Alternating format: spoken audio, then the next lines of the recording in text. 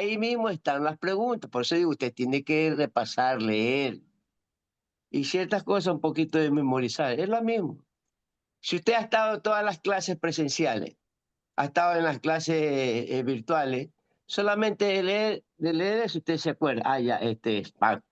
Como la otra vez, es de fácil, sencillo. Amén, mis hermanos. Entonces, en las Amén. clases presenciales nos quedamos en lo que es los 66 libros de la Biblia, ¿no es cierto? Nos quedamos hasta el último Y nos que quedamos decía Mateo 24. Mateo 24, ¿no? Pues Sí. nos quedamos, era más como conocer a los mejores vendedores de autores establecidos y creíbles. Amén. Hermano William, presente. Sí, así estamos. Ya, entonces hay punto seguido, mis amados hermanos. Escriba, Encuentro. es impresionante, es impresionante el término histórico, es impresionante el término históricos, coma, cuán pronto la iglesia y los cristianos, cuán pronto la iglesia y los cristianos lograron un acuerdo práctico, lograron un acuerdo práctico, coma, y cuán poca disensión y cuán poca disensión surgió y cuán poca disensión surgió. Punto aparte. El primer documento escrito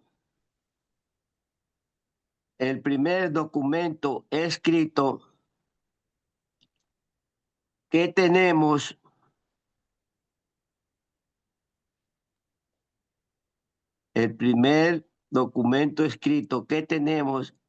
que registra a todos los 27 libros del Nuevo Testamento. ¿Verdad? Todas estas cosas, póngale ojo, que puede ser, ya esto va para el examen del tercer trimestre. Repito, el primer documento escrito que tenemos que registrar a todos los 27 libros del Nuevo Testamento es la carta pascual. Es la carta pascual.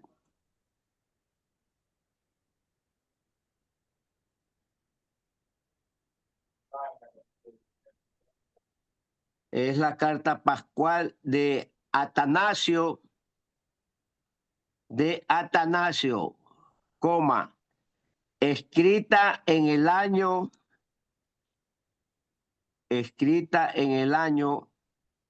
367 DC. ¿Qué quiere decir DC? Puedes Puede Cristo. Cristo. Muy bien, muy bien, muy bien, muy bien. A punto aparte, un subtítulo.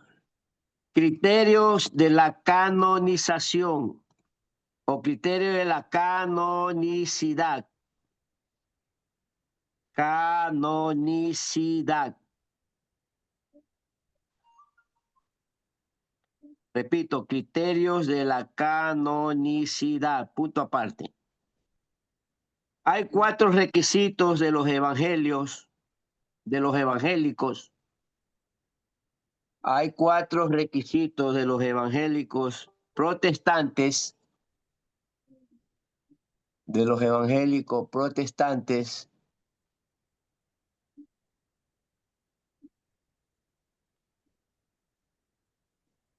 de los evangélicos protestantes, señalan para explicar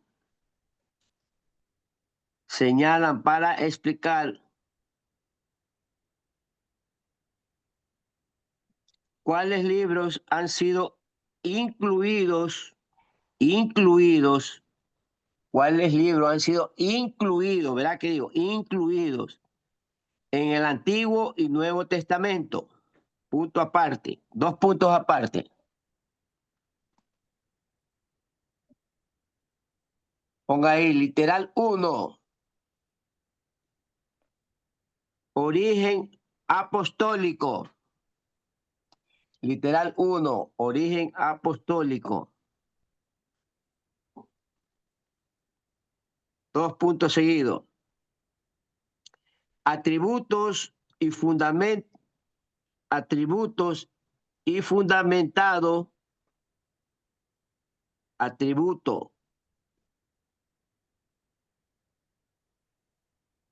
y fundamentado en la prédica,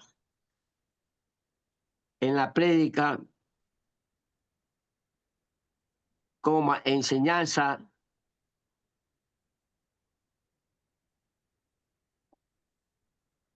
en la prédica, coma, enseñanza de la primera generación de apóstoles, de la primera generación de apóstoles.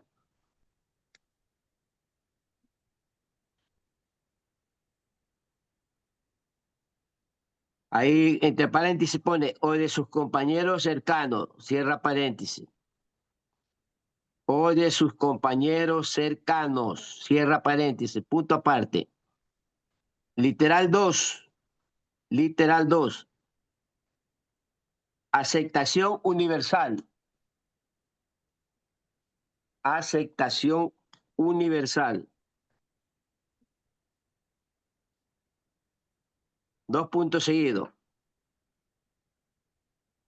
El reconocimiento de la mayoría de las comunidades, el reconocimiento de la mayoría de las comunidades cristianas, del mundo antiguo,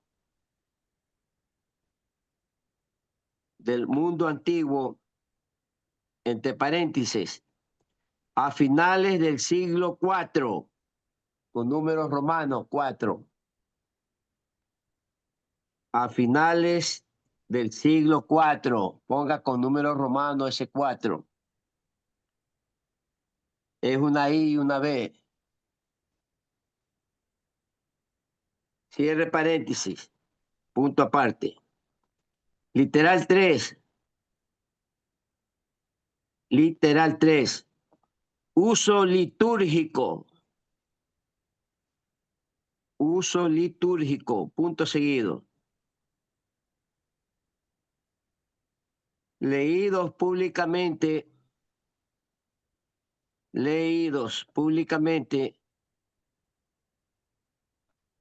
cuando las primeras comunidades cristianas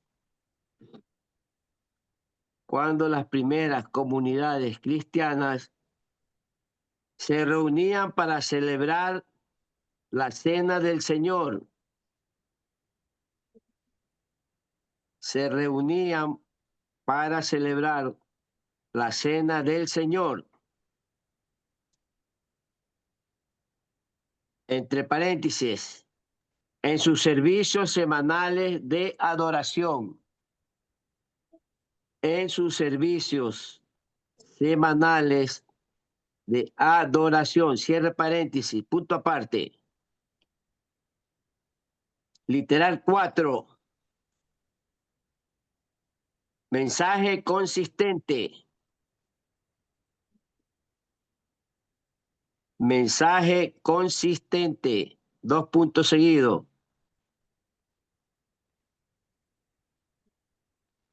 Con un panorama teológico. Con un panorama teológico similar o complementario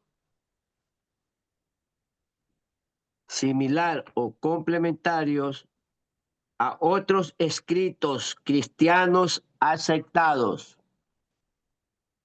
A otros escritos cristianos aceptados. Punto aparte. El factor fundamental para reconocer la canonicidad, el factor fundamental para reconocer la canonicidad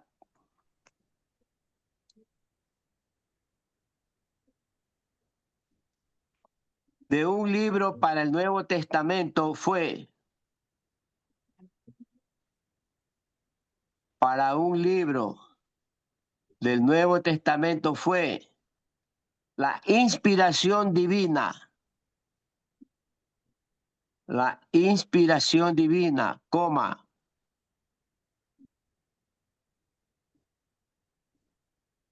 La inspiración divina y la principal prueba de esto, y la principal prueba de esto, y la principal prueba de esto era la autoridad apostólica. Era la autoridad apostólica.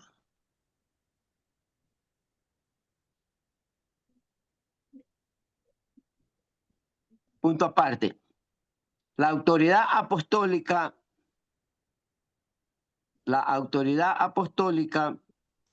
nunca se separa de la autoridad del Señor. Nunca se separa de la autoridad del Señor. Punto aparte.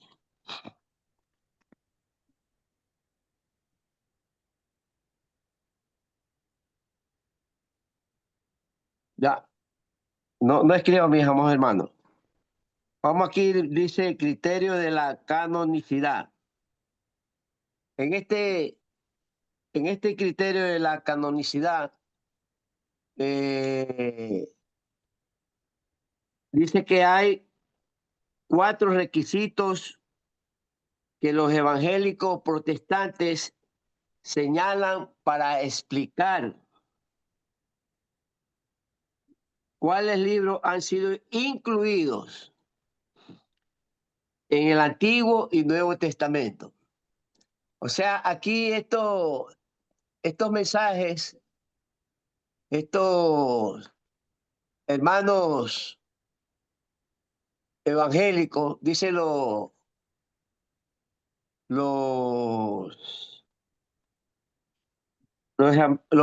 nosotros los evangélicos nos llaman protestantes. Sí, dice que señalan para explicar cuáles libros han sido incluidos en el Antiguo Testamento. Entonces, y los enumera, dice, el origen apostólico.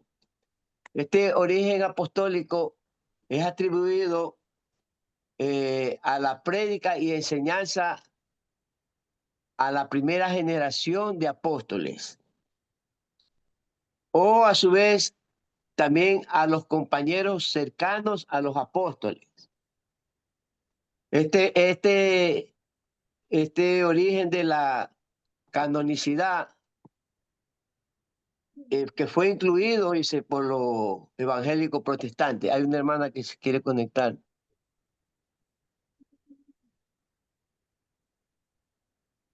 Ya. Entonces ahí viene la segunda, el libro dice la aceptación universal.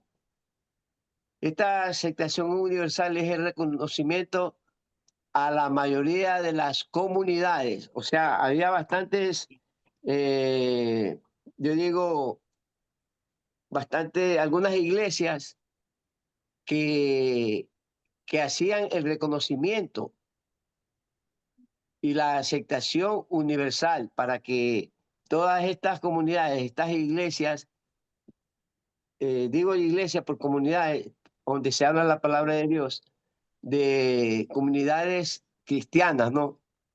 En el Antiguo Testamento. Dice que estos hicieron una aceptación universal también a finales del siglo IV. Esto es lo que los evangélicos protestantes señalan y explican cuáles son estos libros incluidos. El tercero dice uso litúrgico. Esta inclusión habla públicamente cuando las primeras comunidades cristianas renuncian para celebrar la cena del Señor. Sí, o sea, no, en ese tiempo casi no celebraban eso. Entonces los cristianos, los protestantes, pusieron para que sea incluido. Y ahí sí, entonces las primeras comunidades cristianas se reunían para celebrar, ahí sí, para celebrar la cena del Señor Jesucristo. Estamos hablando ya después, sí le dije, de ese no, después de Cristo. Y la cuarta dice que con mensajes consistentes. Estos mensajes consistentes tendrían que venir con un panorama teológico. Sí, y tenía que ser aceptado por criterios cristianos. No era así un mensaje común y corriente. Entonces, estos 4 temas, los evangélicos protestantes señalaban para que sean excluidos y explicados para así, cuando ellos se reunían, reunir y celebrar la cena del Señor. Amén, mis amados hermanos. Entonces vamos a pasar a otro punto. Escribo, mis amados hermanos. Mucho ojo con estos nombres que voy dictando. El teólogo y erudito bíblico. El teólogo y erudito bíblico, con mayúscula, B, B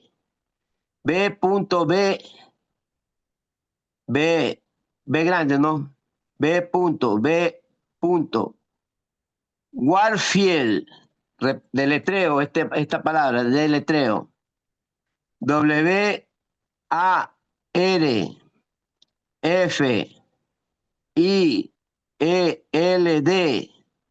Warfield,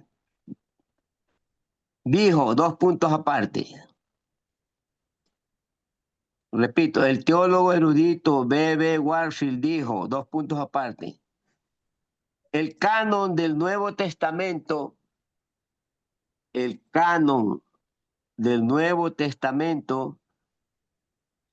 se completó cuando Juan escribió.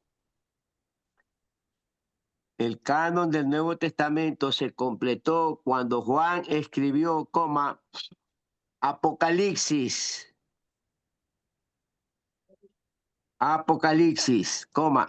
cerca del año 98 DC. Cerca del año 98 DC. Punto seguido. Punto seguido. No debemos confundir las evidencias históricas. No debemos confundir las evidencias históricas de la pausada circulación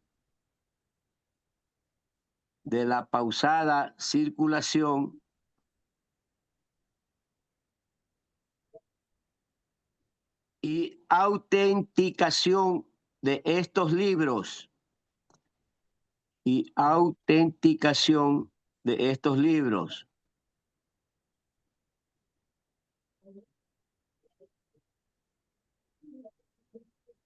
Como evidencia de la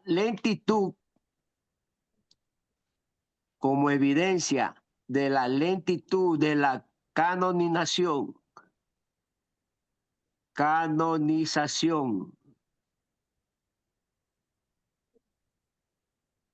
como evidencia de la lentitud de la canonización de estos por parte de la autoridad, o del gusto de la iglesia, o del gusto de la iglesia, o del gusto de la iglesia. Punto aparte. De la iglesia misma, de la iglesia misma.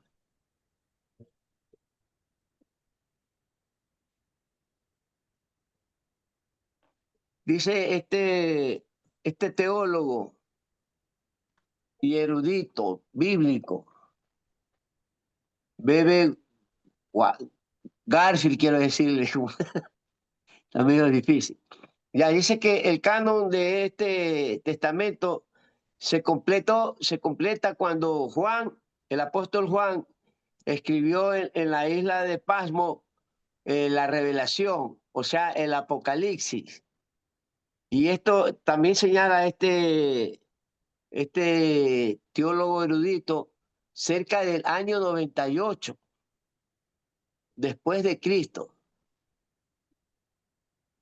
Y dice que no podemos o no se debe confundir estas evidencias históricas y la autentificación de estos libros. O sea, él reclama que esta fecha histórica se la autentice y asimismo llama la atención a la lentitud de la canonización por parte de autoridades o de la iglesia o del gusto de la iglesia misma. O sea, él exigía y apuraba a las autoridades que le den apertura, que lo canonicen. Y dice, parece que las autoridades se hacían de la vista gorda y dice que o del gusto de la iglesia. O sea, si a la iglesia le gustaba ponía o si no le gustaba ponía. Por eso que en la Biblia que tenemos, amados hermanos, hay muchas cosas que son excluidas de la Biblia, que no hablan cosas que pasaron por motivo de la Iglesia Católica. Eso es lo que este teólogo habla y exige. Y me llama la atención del año 98 después de Cristo, que canonicen estos libros. Si no, si él, pienso yo que si él no estaba en eso, a la final muchos libros salían. Mire, por ejemplo, yo he leído que hay el Evangelio de Bernabé. Hay muchas cosas ahí que no están incluidos en la Biblia. Y hay muchos otros libros de los demás apóstoles que, no sé, o conveniencia de la iglesia, lo excluyeron estos libros, como el libro de Enoch. Entonces, son cosas de pensar, ¿no es cierto? Entonces, anote ahí, mis hermanos, punto aparte, un título. ¿De qué manera ven los cristianos? ¿De qué manera ven los cristianos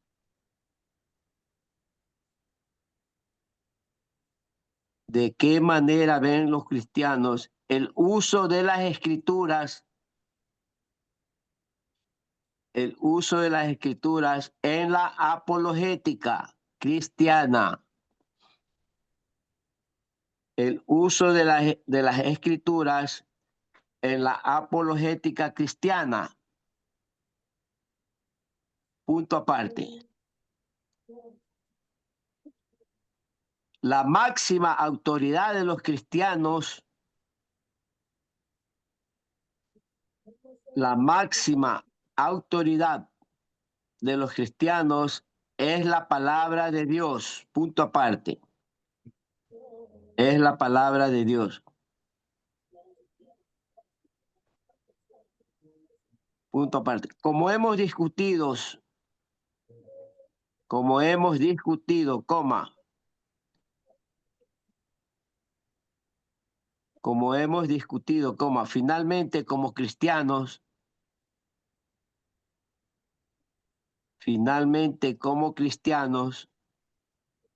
no confiamos solamente en nuestra razón. No confiamos solamente en nuestra razón, coma.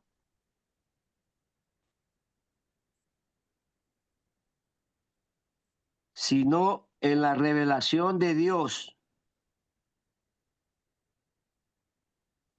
Sino en la revelación de Dios de sí mismo a través de la palabra. De sí mismo a través de la palabra escrita en la Biblia. Escrita en la Biblia. Coma, y por medio de la palabra hecha carne. Y por medio de la palabra hecha carne. Entre paréntesis pone Jesús. Y por medio de la palabra hecha carne, entre paréntesis pone Jesús. Punto aparte.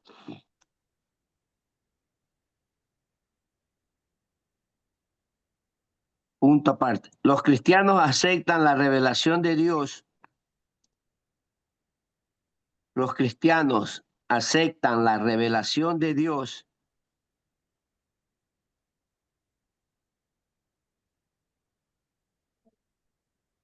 de sí mismo a través de la fe. De sí mismo a través de la fe. Repito todo. Los cristianos aceptan la revelación de Dios de sí mismo a través de la fe. Punto aparte. La fe es esencial. La fe es esencial.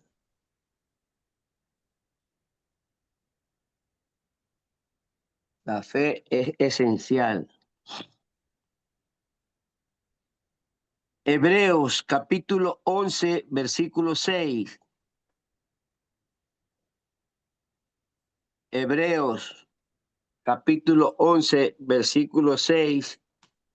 Dice que sin fe es imposible agradar a Dios. Dice que sin fe es imposible agradar a Dios.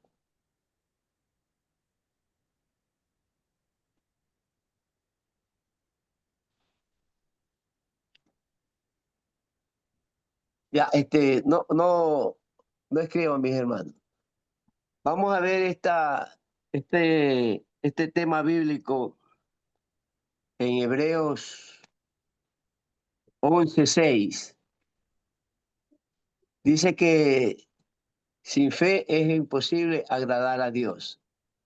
Este pasaje, amados hermanos, nos enseña que no solo debe creer que Dios existe, sino que también confiar en que Él recompensa a aquellos que se acercan con un corazón sincero y diligente. O sea, un corazón sincero y diligente, o sea, con verdad, con un verdadero arrepentimiento. Se debe tener la convicción de que Dios es un galardonador. O sea, el Señor Dios, cuando nos presentamos con diligencia, con un corazón sincero, Él nos galardona o nos recompensa a quienes los buscan de corazón, a quienes los buscamos de corazón. Y, amados hermanos, buscar al Señor Dios implica más que una simple búsqueda. Es un anhelo que nosotros tenemos que que tener en nuestro corazón un anhelo intenso de adorarle y encontrarle a Él. Porque la fe permite acercarnos a Dios con confianza y nos permite experimentar su presencia y recibir las bendiciones que Él tiene preparadas para usted y para mí. Si lo buscamos con un corazón dispuesto, un corazón sincero, un corazón sin fallas. Amén, mis amados hermanos. Escriba, punto aparte, escriba ahí. Llegamos a Dios a través de la fe en Jesús. Llegamos a Dios a través de la fe en Jesús.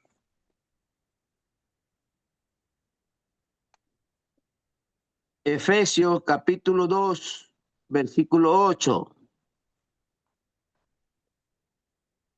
Efesios capítulo 2, versículo 8. Dice que somos salvos por gracia. Dice que somos salvos por gracia mediante la fe. Somos salvos por gracia mediante la fe. Ya, no escriba, mis amados hermanos. Este versículo se puede entender como que la salvación es un regalo gratuito del Señor Dios que nos da por gracia, que se recibe a través de nuestra fe en nuestro Señor Jesucristo. Esta fe no es algo que el ser humano pueda lograr por sí mismo, sino que es el principio, es el propio don de Dios que permite aceptar nuestra salvación. O sea, nosotros, aparte de tener fe, nosotros tenemos que ser cristianos consagrados, cristianos evangélicos, tenemos que ser hombres de fe y hombres de oración. Tenemos que ser hombres de oración, porque para nosotros ganarnos esa gracia, y esa gracia, amados hermanos, es el favor inmerecido del Señor Dios, su amor y su buena voluntad hacia los pecadores que se manifiestan en una ofrenda, una oferta de salvación. Miren cómo es el Señor Dios con nosotros, muy bueno y maravilloso. Sí, la fe es la respuesta humana de una confianza y una entrega total a nuestro Señor Jesucristo, poniendo nuestras vidas en sus manos y aceptando su obra salvadora. Porque si nosotros no ponemos nuestras vidas en las manos de nuestro Señor Dios, hay alguien que sí las quiere. Y usted lo sabe muy bien quién es ese alguien. Dice, el don de Dios es la salvación, no es ganada, sino que se basa en el esfuerzo de nosotros los humanos, sino que es un regalo de Dios que se recibe mediante nuestra fe. O sea, aquí la salvación nosotros no la ganamos por nuestros esfuerzos humanos, no. Es una bendición, es un regalo de Dios que se recibe y ese regalo de Dios nosotros la recibimos a través de nuestra fe y nuestras oraciones. Amén, mis amados hermanos. ¿Alguna pregunta sobre este tema que estamos estudiando? ¿No hay pregunta? Bueno, no hay pregunta, seguimos. Punto aparte. Los cristianos no ponen su fe en la Biblia. Los cristianos no ponen su fe en la Biblia. Los cristianos no ponen su fe en la Biblia para ser salvos, coma. como si se tratase de Dios, como si se tratase de Dios, punto aparte. Sin embargo,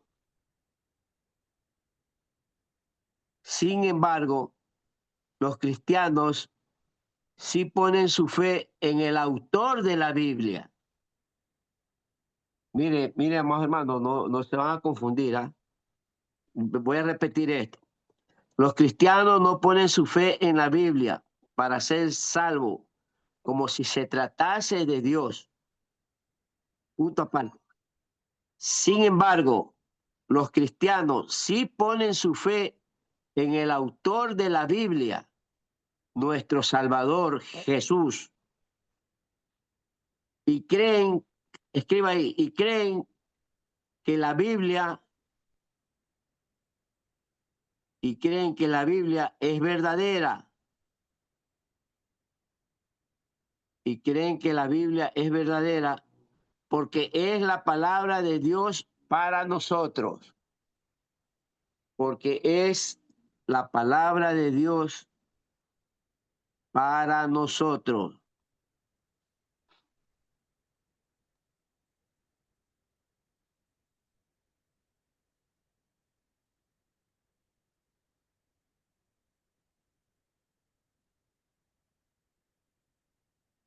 Punto aparte. Como la palabra de Dios, coma, la Biblia es el estandarte supremo. Como la palabra de Dios, la Biblia es el estandarte supremo de la verdad. Punto seguido. Es el estandarte supremo de la verdad. Punto seguido.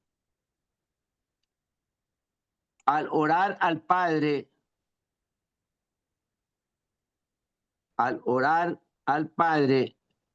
para que los discípulos fuesen santificados, al orar al Padre para que los discípulos fuesen santificados en la verdad, coma. Jesús dijo en Juan 17:17, Jesús dijo en Juan 17:17 que la palabra es la verdad, que la palabra es la verdad, punto aparte.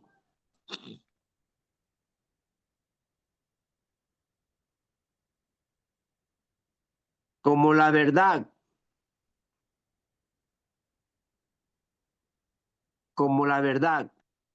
la palabra de Dios juzga como la verdad. La palabra de Dios juzga cualquier otra afirmación,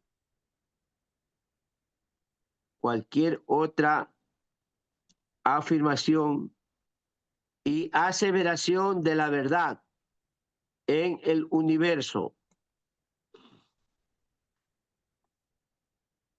La palabra de Dios juzga cualquier otra afirmación y aseveración de la verdad en el universo. Punto seguido. La Biblia juzga nuestra razón, coma, nuestra filosofía, coma, y toda la cosmovisión y presunción,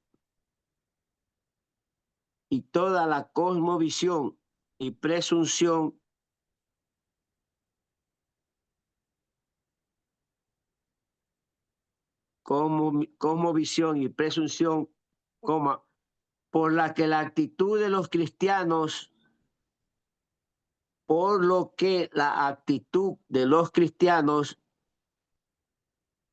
hacia la Biblia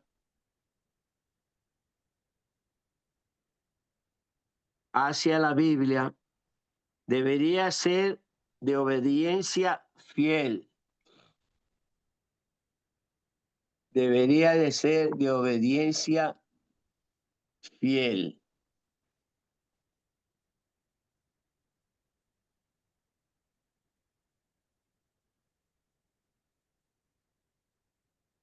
Ya, no escriban, mis amados hermanos. Aquí en este párrafo habla de que los cristianos no ponen su fe en la Biblia para ser salvos, como si se tratase de Dios. Pero sin embargo dice que nosotros, vamos a llamar así, nosotros los cristianos sí ponemos la fe en el autor de la Biblia. ¿Quién es el autor de la Biblia? Nuestro Salvador, nuestro Señor Jesucristo, porque hablamos de Padre, Hijo y Espíritu Santo, tres personas distintas y un solo Dios verdadero. ¿No es cierto? Porque el Señor Jesús dice, nadie viene al Padre si no es por mí. Y también dice uno, si estás viendo al Hijo, me estás viendo a mí, estás viendo a mi Padre. O sea, era una sola persona. Entonces, el autor de la Biblia, a él es lo que es la palabra de Dios para nosotros. Es el estandarte supremo de la verdad. Y nosotros al orar al Padre para que Él nos pueda santificar en la verdad. El Señor, por eso dice que el Señor Jesús dijo en este pasaje bíblico, Juan 17, que la palabra es la verdad. Sí, este pasaje bíblico de Juan 17, este pasaje declara que debemos ser santificados en la verdad. ¿Y cuál es la verdad? La palabra de Dios. Para estudiarlo debemos de comprender que la santidad es un proceso de separación del pecado y una consagración a Dios. O sea, nosotros tenemos que, para ser nosotros unos verdaderos discípulos, nosotros tenemos que separarnos de todo pecado. Sí, pecados de pensamientos, pecados de vista, de oído, de boca. De todo eso nosotros tenemos que separarnos para tener una consagración para Dios. Y así nosotros, al exponer a las Escrituras, el Espíritu Santo puede moldear nuestro carácter y guiarnos a que seamos más semejantes a Cristo. ¿Cuántos han intentado eso? Aunque es difícil, pero no imposible. Por eso dice que la vida del cristiano evangélico es una vida para valientes fuertes. No hay valientes débiles, porque hay valientes débiles que rato de una tribulación se apartan. La santificación es el proceso por la cual cada persona es separada del pecado y a enseñar y a corregir y guiar a las personas. Sí, es un proceso en el cual una persona es apartada del pecado y consagrada a Dios. Es un contexto de la verdad, es la palabra de Dios que tiene el poder de enseñar, corregir y guiarnos hacia la persona de Dios y ser unos fieles cristianos evangélicos, con un corazón contrito, humillado, un corazón sin manchas ni arrugas. Ahí nosotros podemos alcanzar una santificación. Amén, mis amados hermanos. ¿Alguna pregunta de lo que estamos hablando? Juan 17. ¿No hay pregunta? Pues entonces sigamos. Ponga ahí un título. Las personas no cristianas,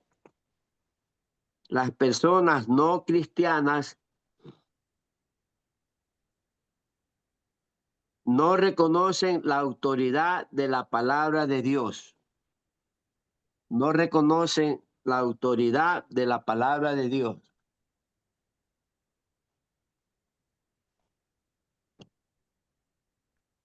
Punto aparte. Sin embargo, claro está que las personas no cristianas, claro está que las personas no cristianas difieren totalmente de este punto de vista. Difieren totalmente de este punto de vista.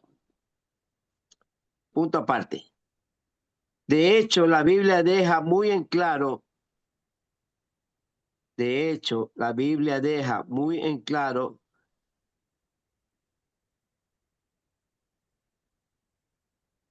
que lejos de ser naturales,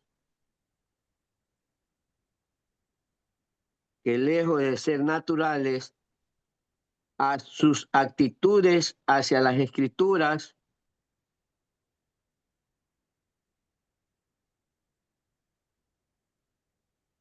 de lejos de ser naturales en su actitud hacia las Escrituras, los inconversos se oponen, los inconversos se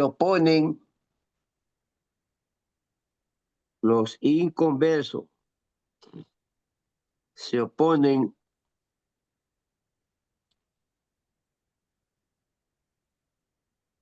activamente, incluso odian la verdad de la palabra.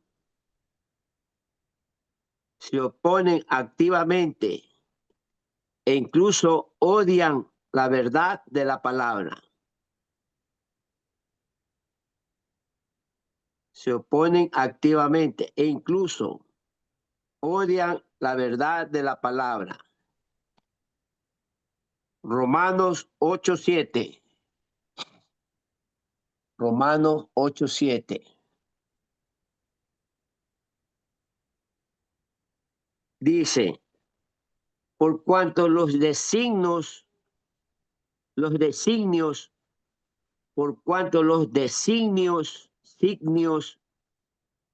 de la carne son enemistad contra Dios. Son enemistad contra Dios, porque no se sujetan a la ley de Dios. Porque no se sujetan a la ley de Dios, ni tampoco pueden. Ni tampoco pueden.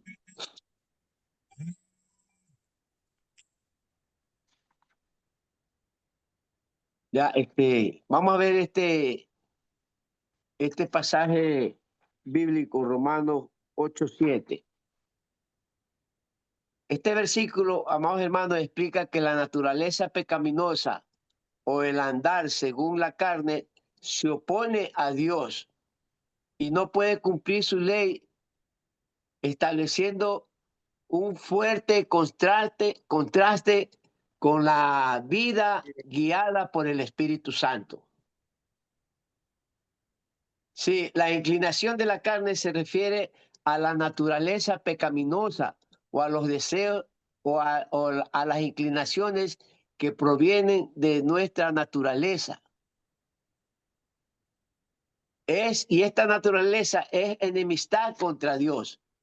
Esto indica una hostilidad inherente y una posición activa hacia Dios, una oposición que no permite que nosotros lleguemos hacia Dios, porque no se sujeta a la ley de Dios, ni tampoco la naturaleza humana caída está en rebelión contra la ley divina.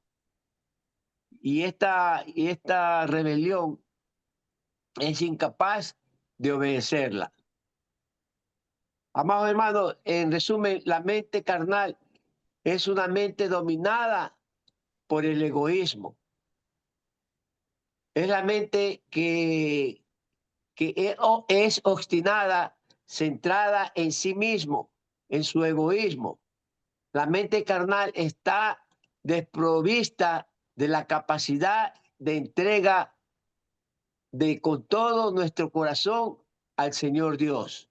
Nosotros tenemos que cuidarnos de que nuestra carne salte, porque como alguien dijo por ahí, carne es carne. Amén, mis amados hermanos. Amén. Ya tenemos Amén.